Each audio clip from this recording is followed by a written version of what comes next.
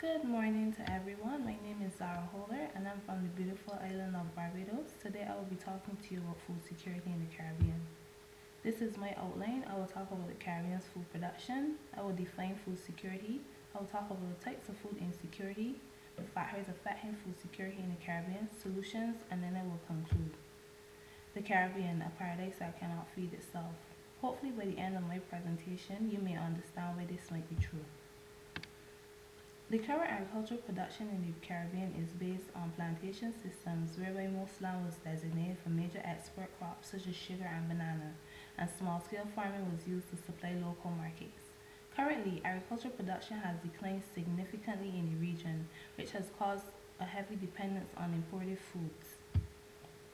This is an example of our major export crops, just sugar and banana.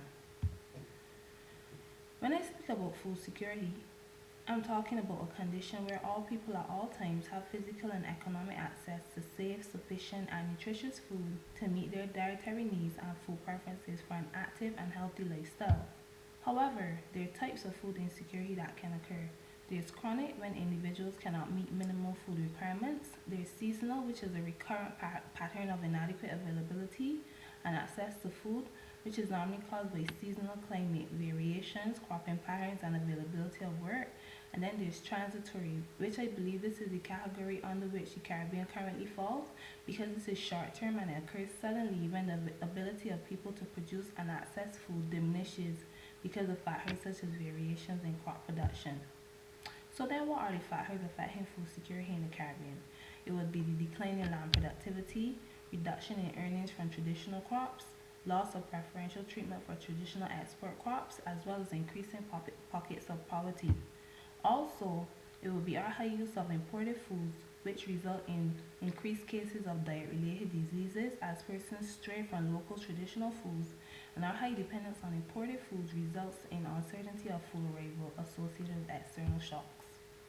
I want to take a moment to focus on our dependence on imported foods because currently the Caribbean's food import bill is in excess of US $4.5 billion annually, and this is an increase of 50% since 2000 and is projected to increase to US $8 to $10 billion by 2020. This dependence causes external shocks to be devastating for the Caribbean. And when I speak about external shocks, I'm talking about natural disasters, war, terrorism, those types of stuff. I personally saw an example of this in 2016 when Hurricane Matthew, which was a Category 5 hurricane, passed through the region. As a result, the Miami port had to close, and this was a sign that was placed in one of our major supermarkets, and it said, "Dear customers, Miami port is closed. Our regular supply of vegetables will resume next week." And this is just a small example of how external shocks can affect our food availability in the region. This graph shows the trends in CARICOM agricultural crops and livestock products from 1990 to 2011, and it shows that import, as exports from the Caribbean decrease, imports steadily increase over the years. So what are the solutions to food insecurity? I would say it would be post-harvest management, natural hazard mitigation, rediscovery of local foods, and value-added processing.